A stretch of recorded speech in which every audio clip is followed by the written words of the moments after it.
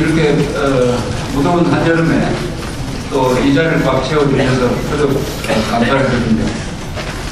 오늘 오면서 텔레비전 자막을 보니까 저는 이 해안하고 해안에서 들어간 내륙하고 온도 차이가 굉장히 높더군요.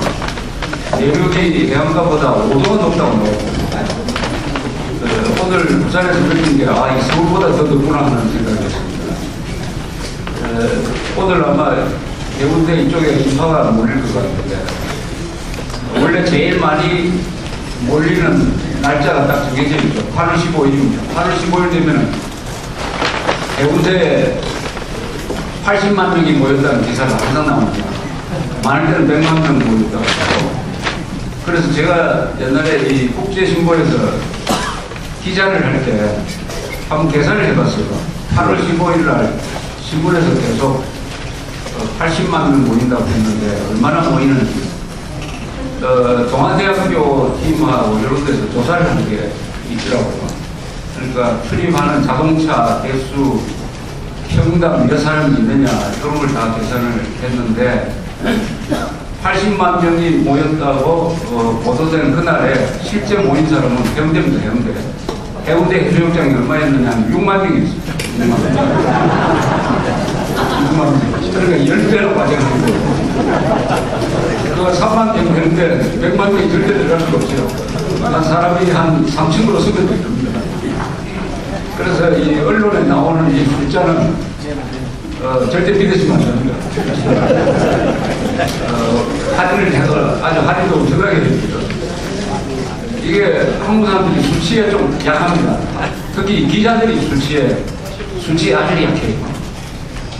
그래서 여러 가지 아주 웃음 일도 많이 일어나는데 다만 확실하게 서울 여의도, 지금 여의도 광장에 녹지를 만드는 바람에 옛날처럼 많이 모일 수 없었는데 옛날에 우리 교황 요한 바오로 2세가 왔을 때 그때 천주교도들이 한번 꽉 채운 적이 있었습니다. 그때는 숫자가 아주 명확하게 나왔는데 그때 한 80만 명이 모인 적이 있습니다. 아마 그때가 제일 많이 모였을 거예요.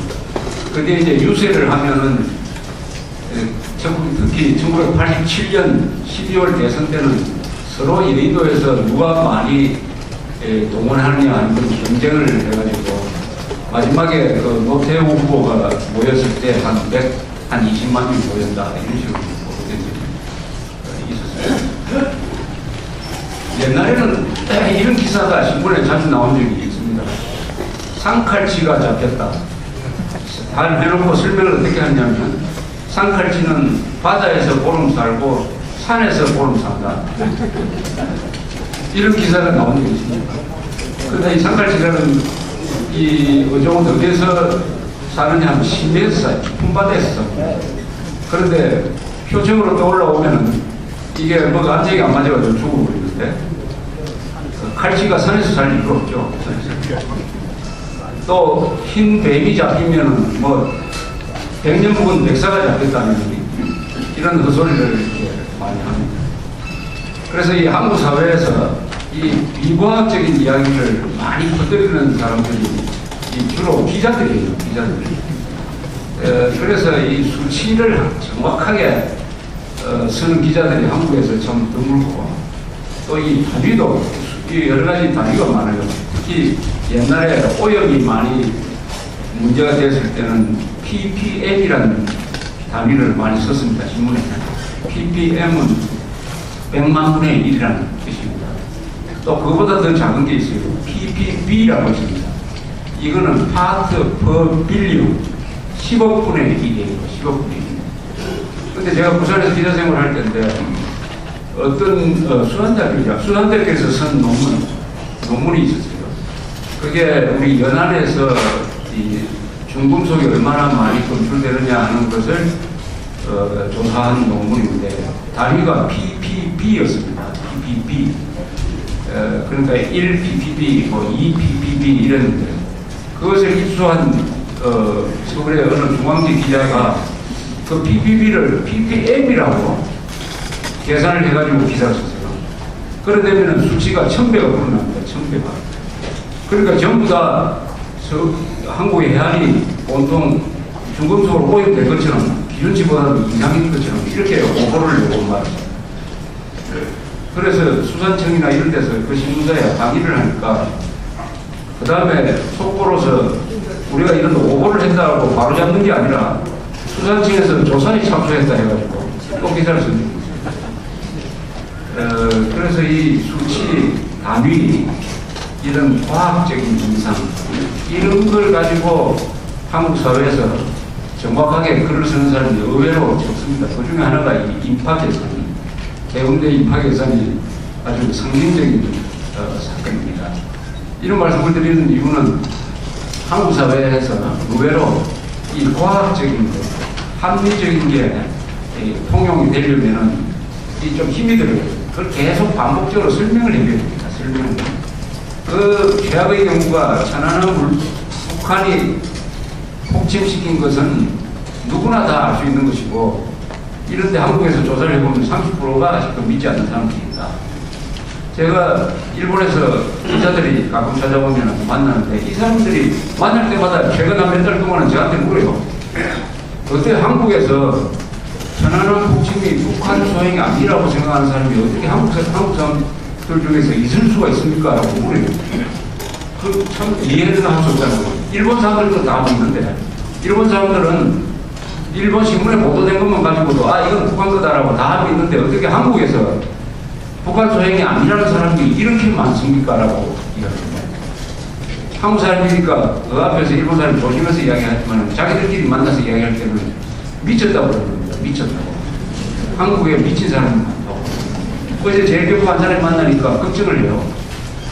천안함 폭침을 북한 것이 아니라고 주장하는 기자도 있고 신문사도 있고 정치인도 있고 또 무슨 민간단체도 있고 그 사람들 미국에도 가고 일본에도 찾아오고 해가지고 막 설명을 하는데 이것 때문에 요새 일본 사람들 사이에 한국에 대한 한국 민족성에 대한 비판이 늘어가지고 새로운 차원의 이게 민족 차별이 있을 수 있겠다는 생각을 합니다.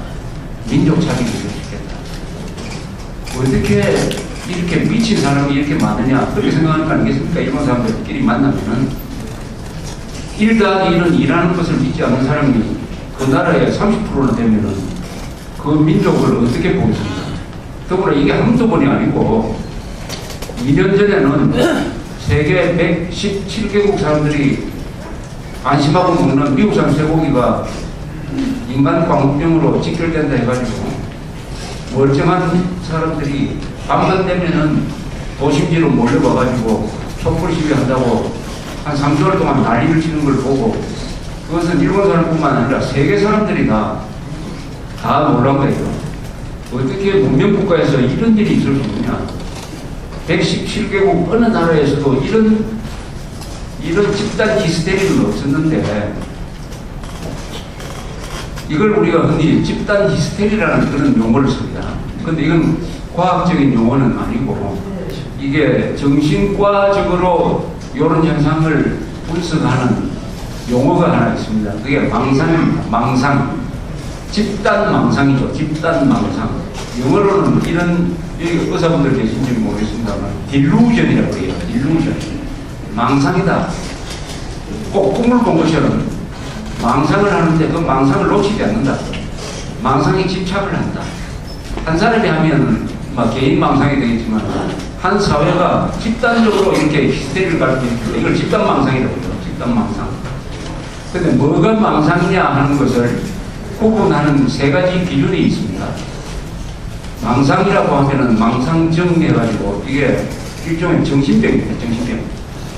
이것을 판단하는 기준이 세 가지가 있어요. 요 세 가지를 개발한 사람이 누구냐면 독일의 유명한 철학자 중에 칼 야스퍼스라는 사람이 있습니다. 이 사람이 개발한 기준을 세 가지를 기준으로 했는데 뭐냐. 첫째는 절대 확신이다. 자기가 믿는 그 망상이 절대적으로 사실이라고 생각을 한다. 확신의 차이가 납니다. 그게 제1조건이고 두 번째는 교정 불가능.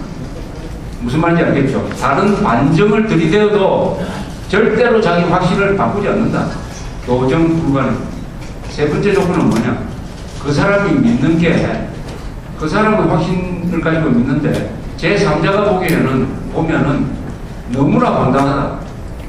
제3자가 보기에는 뭐 따질 필요도 없이 이것은 국민학교 어린애가 봐도 알 수 있는 거짓말이다.